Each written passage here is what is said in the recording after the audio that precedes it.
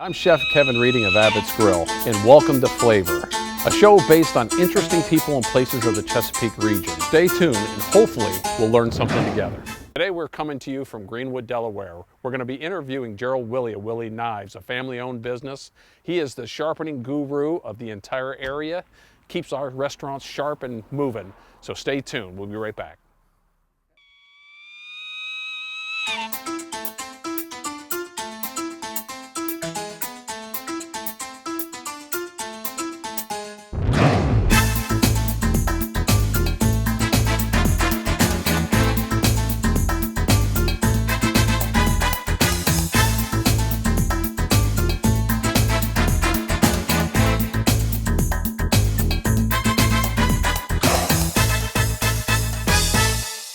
Flavour Orchards, homegrown fruits and vegetables since 1919. Bring the family and come enjoy the best the season has to offer. Enjoy wholesome entertainment for the kids. Now is the time to reserve your turkey and pies for the holidays. Flavour Orchards,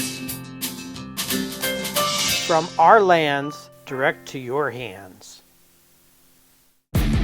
Hi, welcome to Miss Boyan Fitness. Everything from step mills to treadmills, arc trainers, ellipticals, upright bikes, recumbent bikes, and even a couple of rowers. At Miss Boyan Fitness, we have over 23 classes on the schedule every week, from body pump to kickboxing to boot camps, spin classes. We do small group training. We have personal training. We even offer judo jiu-jitsu program. We have a little bit of everything for everybody. Hi, welcome back. I'm with Gerald Willey at Willey Knives, my absolute favorite person in the area, and I want to thank you for taking a little time to join us today. You're more than welcome, yes. Yeah, I think about 10 years ago we did a show together, and we did. And we both looked just the same, right? Right. Well, a lot's happened in the last 10 years, and when I first came to town, you were the man that all the top chefs used, and I don't think much has changed, has it? No, not in that area. Most of the top chefs come here for purchases and sharpening. Yeah, and as far as craftsmanship, you carry pretty much the full line of everything, right? Yes. What are some of the brands that you carry, especially more chef-oriented right now? Of course, naturally, Wusthof has been a favorite with housewives and chefs for many, many years. Japan has taken a bite out of that market with a harder steel and a knife that does stay sharp for a long time. Back in years and years ago when I was cooking, there wasn't this much nice stuff out there. It wasn't there. It just wasn't there. Is that what you see mainly as the big change in Yes. the market right now? Higher quality, finer products. Yeah, and chefs are demanding and they're willing to spend for these things. They are. Yeah. They Probably say. just not chefs, probably the actual home cooks as well. The housewives are putting in nicer stuff than back when I was married. Yeah. Yes. Yeah, it just seems like they have a desire. Of course, there's more cooking shows. That's exactly what I was going to say. And they're seeing the stuff on TV. They're coming here or calling here to see if we have it. The warranties on some of these knives are fabulous. So, Mr. Willey, you've been doing this for quite a long time. Is it 50 years, 40 years? How long? Well, next year will be 47. 47 years. In business, the sharpening was a gift from the Lord. I could always do it. I was sharpening knives. In 1953, there wasn't no deer in Delaware. They were hunting squirrel and rabbits. So they had a grinder in the shop down there. They had a whetstone and a leather strop. And at 10 years old, I could go up the grinder and cut a bevel on both sides, put it on the oil stone or whetstone, the leather strap, and it would shave your arm. And older men couldn't hardly believe this little kid could sharpen a knife to shave your arm. Okay. And both sides would be the same. So it's a gift. I've always been able to do it. And then speaking of deer, it's become a major part of your business now. I mean, during hunting season. Can barely keep caught up. Yesterday, extremely busy. I couldn't get away. Yeah. I didn't get my lunch till after 3 o'clock. Also, probably one of the other times are the holidays? You know, right around Christmas this time Well, of year. Thanksgiving, Christmas, a lot of housewives on a yearly basis want their knives sharpened before Thanksgiving. People like my mother, for instance, she's like very nervous about a sharp knife, so she tends to let her knives get a little more dull. And I actually think in our field that the sharp knife prevents injuries. It's the same way for me. An onion, you've peeled it, you've cut it in half, and you laid it on the cutting board, and you're getting ready to slice it. If that knife bites right in and goes through, or if it slips and then goes into a finger, and that's when an accident happens. Yep. Yes. How many restaurants do you currently have? Right around 90. Trying to cut it off at 90. We don't cut anybody off that we're already with. What do you think your biggest growth is right now in the knife world? The sharpening is still growing. We go to the trade shows, and we're always looking and picking up the new stuff, the type of steel it is, the handle material, what have you done to improve? Knife aficionados will pay a good price. I think an ex-business partner of mine, Ed Ponco, was a collector of knives, and he'd come in and buy one of these knives, you know, to look like almost like a small pocket knife or whatever. Yes, yeah. And it'd be $450 but it's a specific design, hand design. One of our open houses, the rep was here for that brand. He would stay right at that showcase. One year, he sold 8 William Henrys. Another year, the next year, I forget how many he sold, but 3 of the ones he sold was 20-some hundred a piece. Wow, I wish I could do that with my steaks. If we could, I'd like to go back into the sharpening room and have you work your magic. In fact, I think you brought some stuff in to sharpen. I did.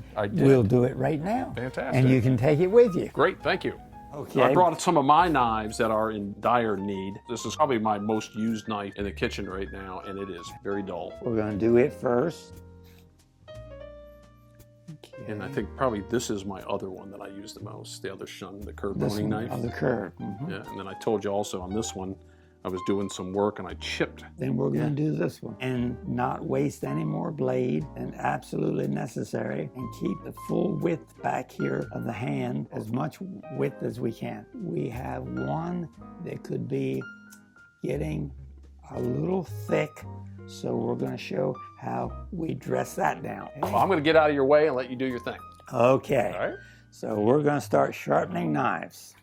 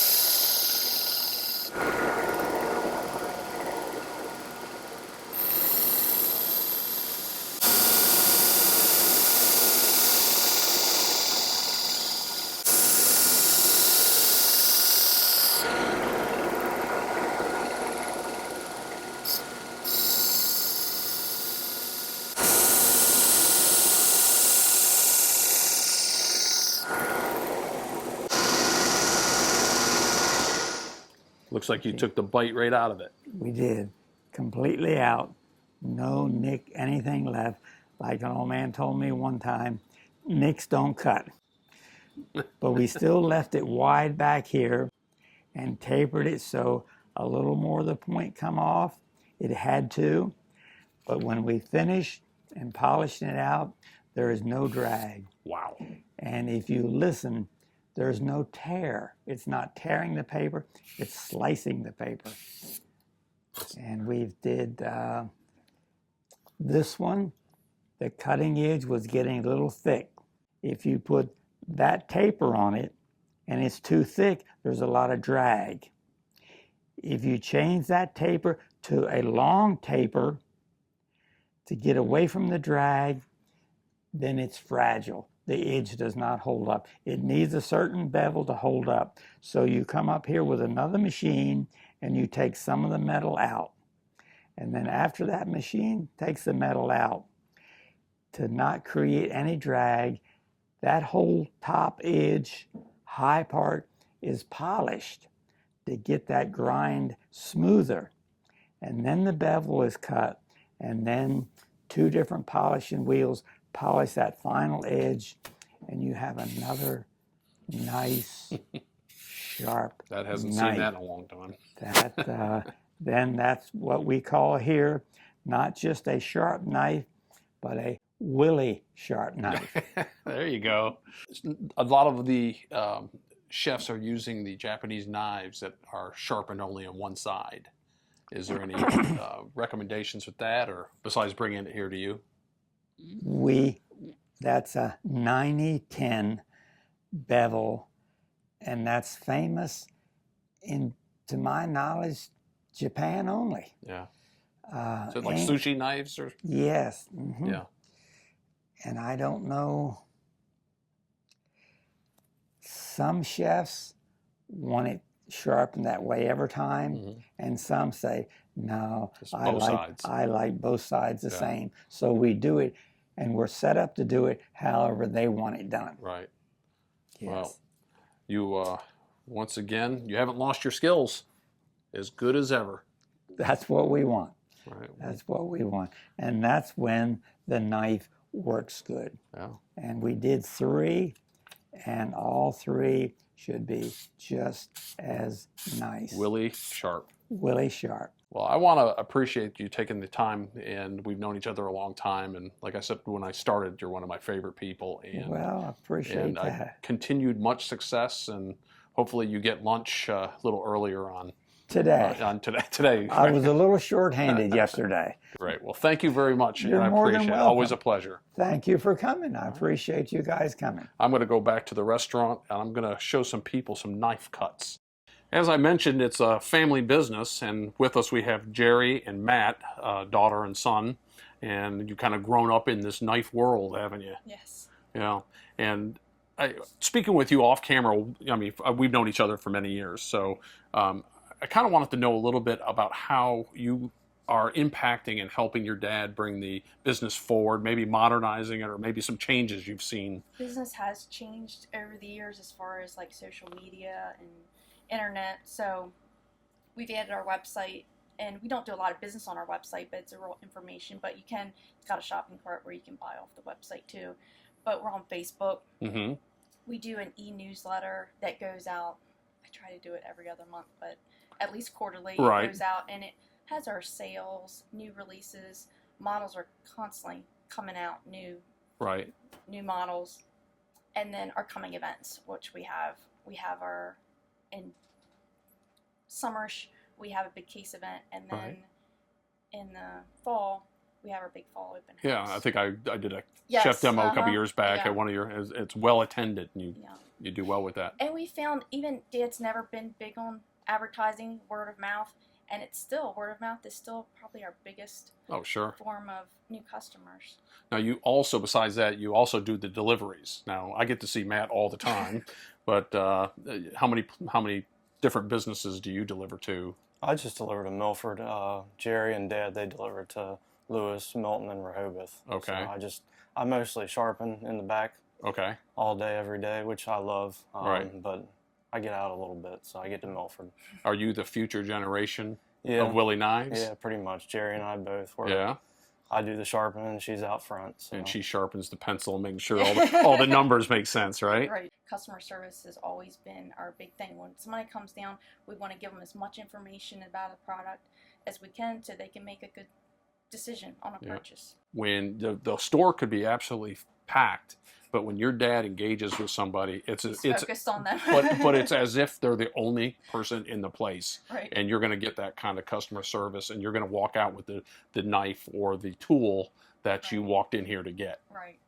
I appreciate you joining us, and Thank you. can't wait to get back to the kitchen. I'm going to figure out what I'm going to do with these knives to show these Willey sharp knives. I can't wait to see it. Yeah. Hey, thank you very much. Thank you, Kevin. Thank you, man. Thank you. Okay.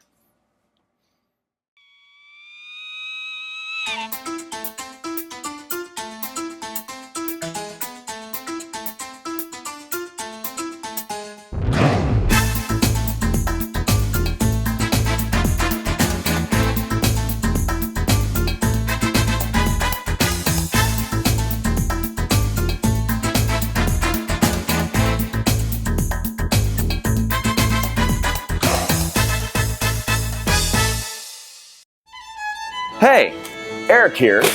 Don't miss a thing at Mississippian River Brewing, the world's premier craft brewery located in Milford, Delaware. Stop on by for a sample, or a six-pack, or a growler, or if you just want to stop by and have a pint.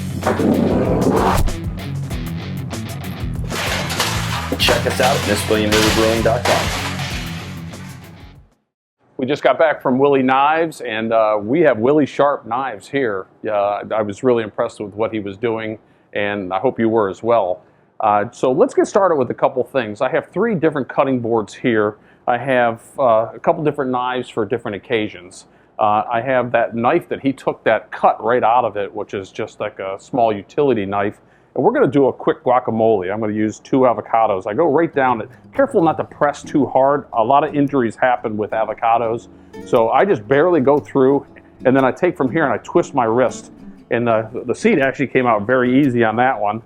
There's a little bit of a seed or a pith right there. And I just press the avocado out. I'm going to do a double one here. Go across the outside. Press in here. There's a little browning on here, but that'll go away. I'll cut a little bit of this away here because you don't want too much of browning in that. And press that in here. One of the secrets that I have to the guacamole for staying for a long period of time is by adding just a little teaspoon of sour cream. If you ever noticed that the guacamole starts to turn and starts to oxidize, that'll help retard that there. A lot of times with tomatoes and things like that, an offset serrated knife is really easy to go through. You see it just kind of glides through like that. We were going to do like a little small dice. I'd go make little inserts across one way and then kind of go real fine the other direction. And we'll go ahead and make a little real thin cuts here. You can see it gives you a really nice small dice here. So we'll go ahead and add that in to the guacamole. Take a little bit of red onion and make some very thin cuts into the onion.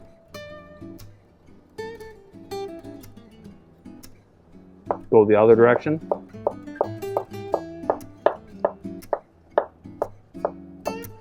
And do the same thing where we just get real thin, nice little Renoir type of onion there.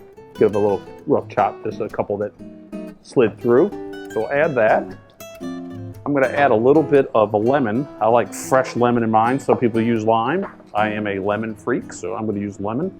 I think for this amount here, 1 full lemon is going to be plenty. We're going to add salt and pepper to taste. About 4 or 5 shakes of Tabasco. And I have a little dry cumin here, so I'm going to add just a tiny bit of cumin. Secret here with salt and herbs is that you can always add more. It's hard to take it back out after you've already entered it in. I'm going to kind of roll up my cilantro here and do a quick little chiffonade of the cilantro. And I think that's funny. I love the smell of cilantro. That's kind of what makes it. And we'll add that there. And just kind of with a spoon, because this is a rustic dish, we're just going to kind of pull it together. Very easy, and we'll let that sit over here for a few moments. Kind of dissolve that sour cream into it. So we use 3 different knives right there. This is your chef, all-purpose chef utility knife. We use the little utility you could use it, I call it a utility knife, but you could also call it a small boning knife, and we use the offset knife there. Got a little fresh Atlantic salmon. I have the boning knife that he sharpened this morning, and it's razor sharp. And actually, sometimes your knives can be so sharp that they actually cut through the skin. But the whole idea for me is I like to take the belly off first. So let's go down the belly, and I'll make a real thin slice to square it off there. So if you see how sharp that is, it just went right through it. And then I'll take and use this part of the belly meat, and we'll use that for Could be for any kind of sushi, sashimi. We actually have ground it to make Moroccan salmon cakes, but you can see how easy that thing comes off. So I'm going to turn it back around because I'm right-handed, and I'm going to get a little bite into the skin, turn my angle, and let the knife do the work. I'm actually going to hold on to the tip of the tail of salmon and start to pull. I'm not seesawing, I'm actually pulling. When you have a good knife, just let the knife do the work. And if you come through like that, you have no, look at this, no salmon on the skin. And then if you're going out later today, you can actually have a tie, like the Fred Flintstone, you have a dabba-doo tie. So we'll get rid of that. And I'm just gonna take this little belly meat off right here. And just for right now, I'm gonna cook one piece of this here.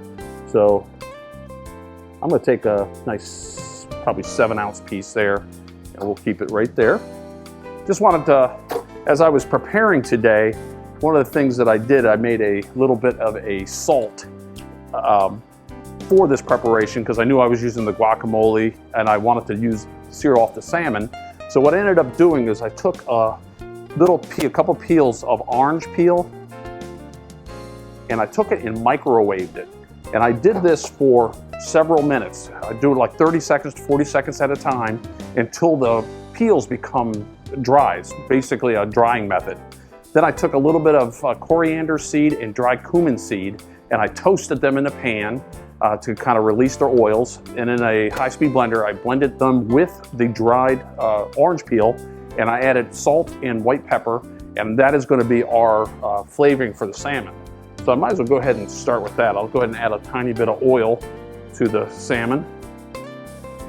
Had a nice piece of the cilantro sticking to it. I don't think that'll hurt, but I'll just take it off anyway. But this is my seasoning salt here, and I hit it on both sides.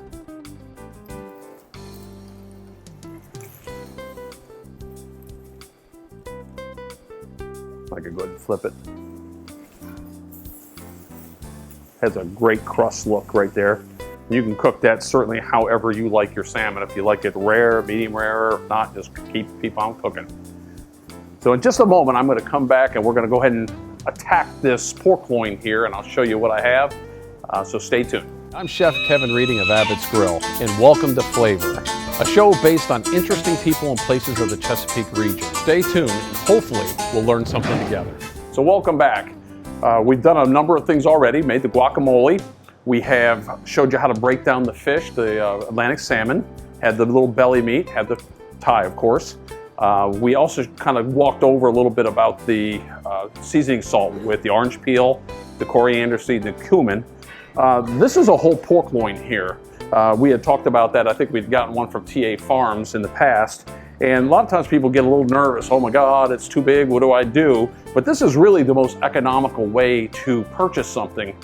You could actually break it down, do a number of things. If you have a grinder, you could actually grind your own pork, make your own pork sausage. The other day I ground it down, made pork in veal meatballs.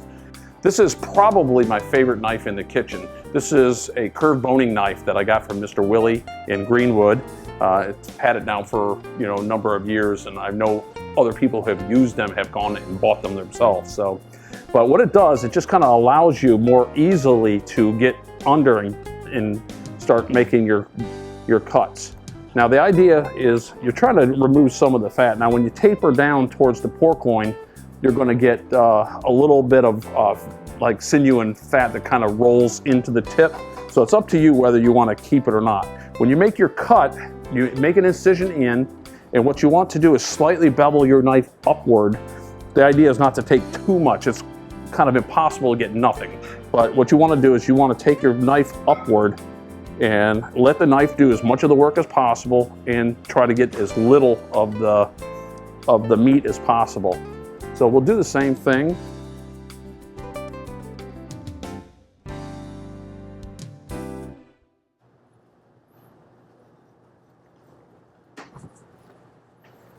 Gonna flip it over here and just kind of repeat the process.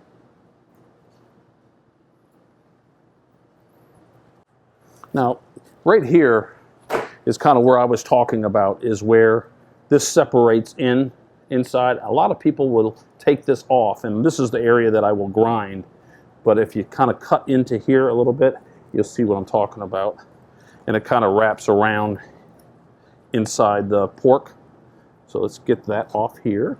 I'm going to flip this around, and you'll see that on the tenderloin, it has a chain. They call this the chain, and it's where it attaches to the rib cage. So I'm going to go ahead and pull that off. And most of this here, I'm going to be able to grind and make something useful from. So if you lose a little bit here, it's not a big deal because you are going to be able to make it up somewhere else. But this is a great way if you're doing a party and you want to get something done ahead of time. Go ahead and knock one of these guys out. It's very affordable. It's great for the holidays. Christmas would be wonderful. And but that's basically it. You don't have to worry too much about some of the little bit of the silver skin here. It'll kind of dissipate as you go. It's not banded around, so it'll tighten it up. So we went through a number of knife cuts today, using different knives, using them for different methods today. So down at that far end, we did a little bit more finer cuts and used the utility knives. In the middle here, we used the long boning knife, which is also great for using roast. If you had a whole prime rib, then you'd want to use that knife as well. And then I used the curved boning knife right here to do my meat. So if I was doing tenderloins or any kind of fine, intricate type of cuts. So they are Willey sharp.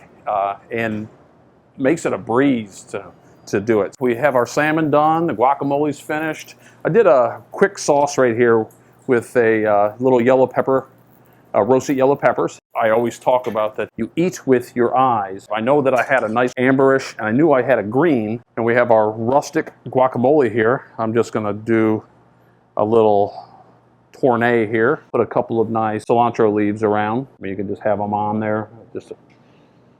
What would be nice here is maybe a couple cherry tomatoes. As you see, it looks fabulous, and it only took me about 3 minutes to knock it out after I've made, of course, the seasoning salt there. But I hope you picked up a couple fun, useful tips today, and certainly enjoyed talking with Mr. Willey again. He's been a longtime friend of mine. And make sure to stay tuned with us next week as we come to you with another exciting episode of Flavour. Thank you very much. I'm Kevin Reading.